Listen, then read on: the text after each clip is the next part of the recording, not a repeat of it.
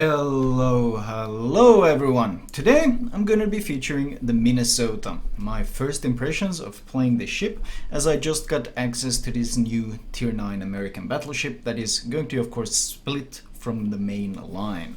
I will warn you that, well, my first impressions are not very positive when it comes to this ship. The game in question that I'm showcasing is a tier 10 game. There is a carrier, so perhaps we'll get to see some of the so-called AA prowess that this line is supposed to wield.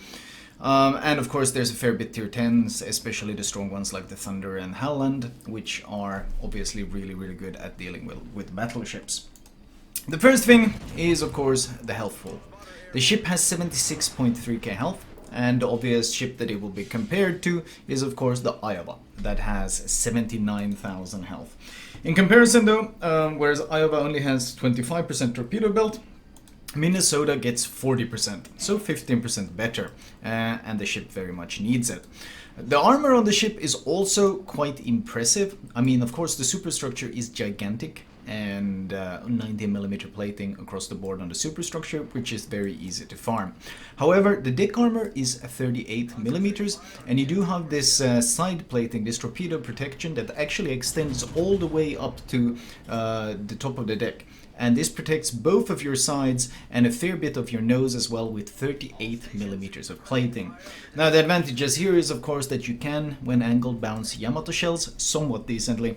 The reason I say somewhat decently is, well, if you look at the shape of the Minnesota, it's basically a circle. It's really thick and it's really fat. And trying to find optimal angles where you can actually bounce AP is very difficult, because this huge flat broadside and freeboard combined with this round shape means that there's pretty much always someone being able to pen you from some angle. So the 38mm is not really living up to the expectations that I had towards it. It is fairly good at shattering HE, but then again ships can just target your superstructure, which is not exactly a hard target to aim for.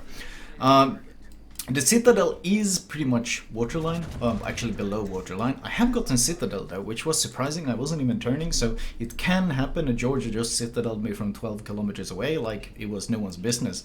But overall, the Citadel plating or the broadside armor is 343, which is where you'll be eating most of the pens. But generally speaking, Citadel in this ship is quite difficult. Burning it down to the waterline, on the other hand, is not really that difficult, because the damage con is the standard American damage con, which means with Halsey and running Jack of all trades, you can get it down to a 72.2 second cooldown, and it only lasts 20 seconds. The main issue, however, comes down when we start comparing the heals, namely the fact that the Minnesota, even though it has less health than the Iowa, it doesn't get access to the Americans' great heal. For those who aren't aware, the Americans have an improved heal. Instead of healing 0.5% per second, they heal like, what, 0.66 or 0.6 or something. It was something along those lines. Basically, it is greatly improved. What this means is that the same heal on your ship, on the Minnesota, heals 457 or 28 every 28 seconds on the Minnesota, but on the Iowa, the heal heals 625 every 28 seconds. So you can see that the discrepancy there when it comes to healing power is huge, and unlike something like a Massachusetts or Georgia, you don't have a fast acting heal either. So I can pretty confidently say that I do think Minnesota's heal is probably one of the worst heals in the game, or at least one of the worst American battleship heals available. And then of course we get to the guns. Now ideally, of course, 12 406mm guns, it sounds pretty impressive at tier 9. And I mean, if you're thinking, hey, it's a extra Iowa turret that you're getting, sadly, that is most certainly not the case. There are multiple fundamental issues here. Most importantly, the armor penetration performance is absolutely dreadful. In fact, I'm going to put up a little chart there on the screen where I put in the Colorado AP performance, the North Carolina AP performance, and the Iowa AP performance. Now, the Iowa is of course the purple, North Carolina is the orange, or well, yellow, and the Minnesota is down there next to the blue line, which is Colorado's AP pen. So that means you have Colorado AP performance on the Minnesota, tier 7 AP performance. Colorado's guns are nice at tier 7, But I can tell you at tier 9, fighting against tier 10s, those guns are no longer quite as nice. And that's not the only thing you're giving up. You also have to deal with an obnoxiously long reload of 40 seconds. And considering you are running the improved dispersion, you can't really boost it in any way either. So you're just stuck with this huge 40-second reload. And this has the effect of making the gameplay often feel, well, kind of like you're waiting to be able to actually do anything. You're spending a lot of time just waiting. The shell velocity is also slow. It's roughly along the lines of, I guess, Colorado shell velocity. It's not as fast as Iowa's, it's roughly along the Colorado's shell travel time to actually reach the target. So once again, not anything impressive. That's when we get to, of course, the real big issue when it comes to this ship kind of feeling like a slug, and that is the speed. With a speed flag, the Iowa is a really enjoyable experience because it does 34.6 knots. It is stupidly fast. It is really fast for a battleship, and this is what kind of makes up for the fact that it doesn't have quite as much armor.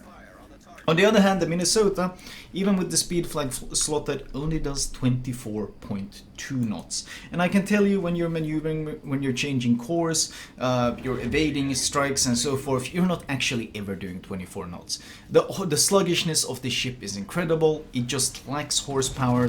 At one point, I tried to stop my ship and reverse, and my chat just started laughing because it took such an obscenely long time. I just sat there saying, well, I'm in full reverse, but nothing is happening. Because the ship just doesn't react.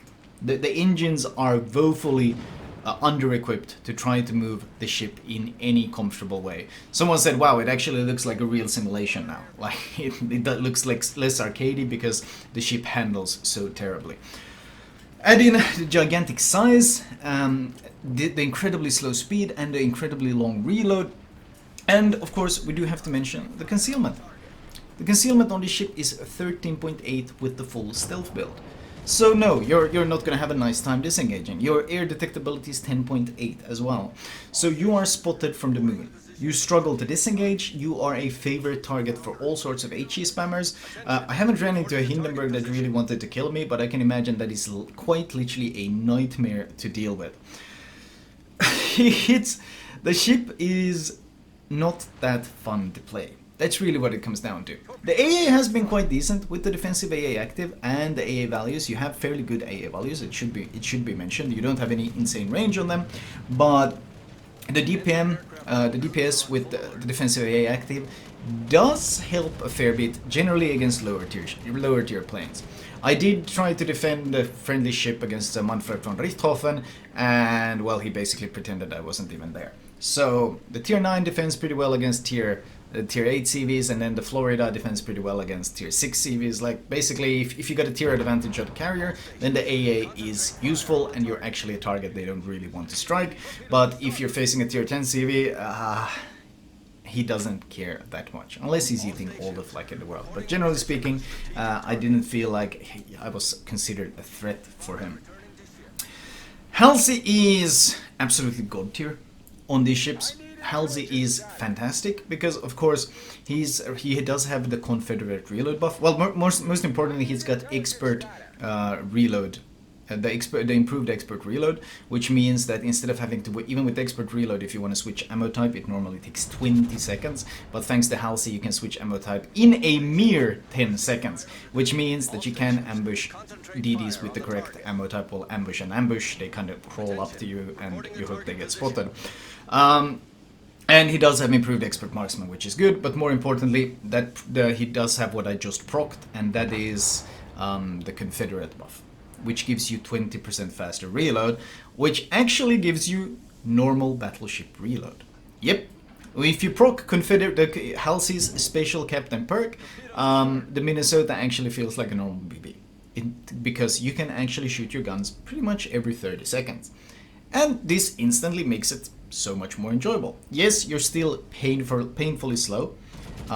Yes, you struggle to stay in any sort of relevant position in this thing, but being able to actually launch these volleys every 30 seconds does make the ship a lot more enjoyable. I didn't particularly feel like it became magically super powered when I got it, especially against higher tiers, mostly because, well, the HE that I'm shooting, it's pretty standard American HE, which means 36% fire chance, 5.7K alpha, 68mm pen. It is the bog standard HE, but because the guns are 406, you're not overmatching anything, and because the pen is tier 7 levels of pen, often against angled targets I find myself using HE in the ship. It's just more effective. It gets me damage, it gets people killed, it is simply more useful.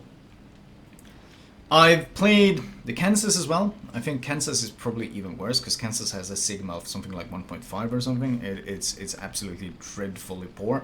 Minnesota at least has some sort of gun performance. I wouldn't say it's the most amazing dispersion. It can be quite trolly as well.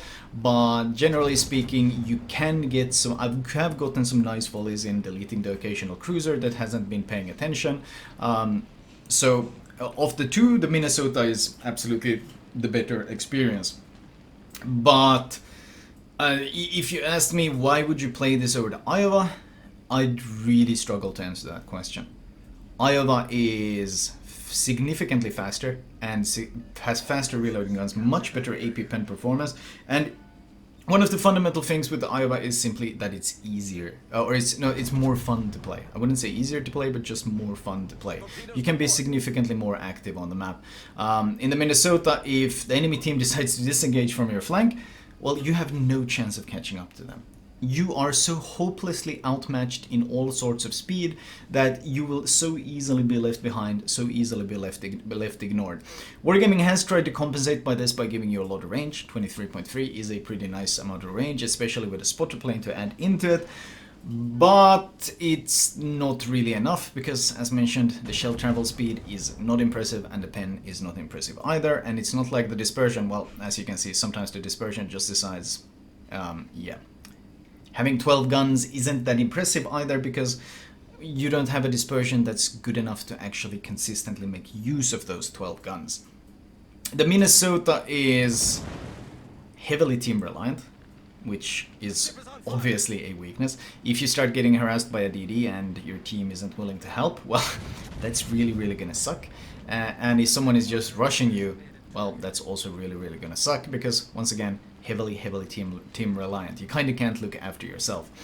I am not entirely convinced why they felt that the Minnesota needed a 40-second reload instead of, let's say, a 35. I'm not entirely convinced why, if they give it a 40-second reload, why doesn't it have a better AP performance, like closer to Iowa instead of being basically Colorado levels. I do not know if they wanted to make this slow, clumsy, better armored, better torpedo belt protected ship. If they wanted to make it slow and clumsy, why does it not get the American heal bonus? Why is it stuck with basically the pre-buff American heal that heals for significantly less? I do not know the answer to these things because I do not feel, after having played it today, that the ship would suddenly magically become overpowered or overperforming if they did give it access to basically any of these things, any of the things that the other American battleships already have. That's really, I'm like, I don't feel like I'm asking for the moon here. I'm just asking for things that other American battleships already have in the game. Like, you want to share some of that technology between the branches? Just asking to make the ship a bit more enjoyable to play. Overall, my performance has been pretty good in it, mostly because, well, a lot of damage padding occasionally, and the 38mm plating, when angled, does make the ship pretty hard to take down. The 32mm plating on the nose is pretty well protected behind those torpedo belts. In fact, if you look at the front of the ship, basically only the eagle represents the 32mm plating. Everything past the eagle, about a couple of meters past the eagle, everything beyond that is 38mm. So an angled Minnesota, well, it's tanky until they realize, hey, we can just shoot that gigantic superstructure and just farm damage from that aspect instead. If they go for your belt, you're tanky. The second they realize, well, that you're kind of, well, just kind of a floating burger, Or the second they realize they can just do that instead, well, you're gonna be in trouble. Trying to steadily work down the ships because we're still down on points and we desperately need kills.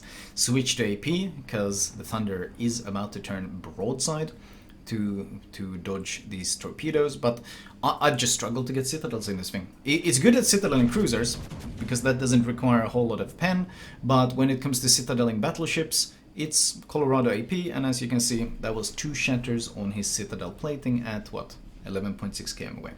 It just doesn't have the penetration to punch through any sort of battleship plating. I've done a drive-by, I think, on an Izuma, and it couldn't get past his turtleback. I hit 12 out of 12 shells, and I think I got 11 pens, but I didn't get a single citadel because the guns just struggled to punch past the turtleback. So, yeah.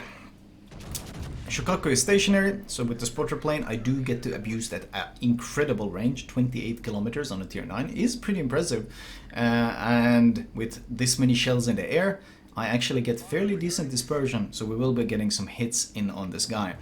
The problem at this point, however, is that the Shokaku just decides, well, I'm gonna accelerate, and Shokaku does, I think, 34 knots. It does well over 30 knots anyway. And I of course do 24 provided I'm not turning. You can see when I'm turning the speed, you see the way it drops, dips, 19, 19.1, 18.9, 18.7. It's heavily dropping, and then when you straighten out the ship, it actually takes a long time, 18.2, 18.3, 4. It takes a long time for the speed to start climbing again. Maneuvering absolutely bleeds your speed like crazy, and you climb back to your normal speed quite slowly as well. So at this point the Shokaku just runs to the edge and the ship is so slow that I can't catch him. However, my contribution was enough for my team to clinch a win in this game. 211,000 damage, Confederate, Dreadnought, high caliber. A lot of fires, a lot of HE, not a single citadel. Once again, it's not bad at citadeling, especially cruisers. 12 guns in there, 12 406mm guns. You can get a fair bit of Ermatch, you can get a fair bit of citadels, but against battleships, the AP seems of questionable value unless very close. Team score wise, we do have 2.7k base, which is nice considering it was a tier 10 game and we were pretty heavily losing at this match. Z46 did well as well.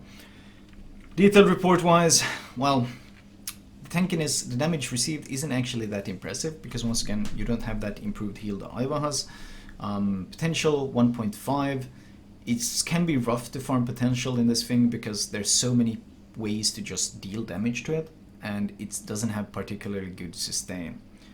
Overall, my impressions of the Minnesota and of the Kansas is that I enjoy the North Carolina significantly more than the Kansas, and I enjoy the Iowa significantly more than the Minnesota. I think they are fundamentally more fun to play, and I feel like that's something they haven't really taken much into account when designing this line. Is this actually fun? And it kinda isn't. And one of the major complaints I got in my chat during today's gameplay, when I played basically just these American BBs, was Flamu, no offense, I like watching your content, I enjoy your gameplay, but this is incredibly boring.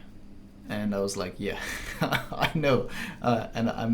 He was like, don't take it personally, and I was like, no, I'm not. This is probably the most boring line I played. I mean, maybe excluding carriers, because at least there's some risk involved in this, but it feels unrewarding.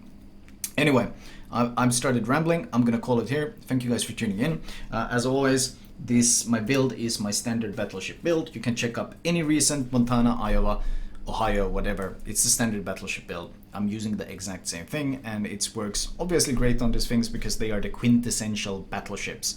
Slow, fairly well armored, a lot of firepower. Basically, you want to build a tank. Anyways, I'll talk to you guys later. Thank you for watching, as always.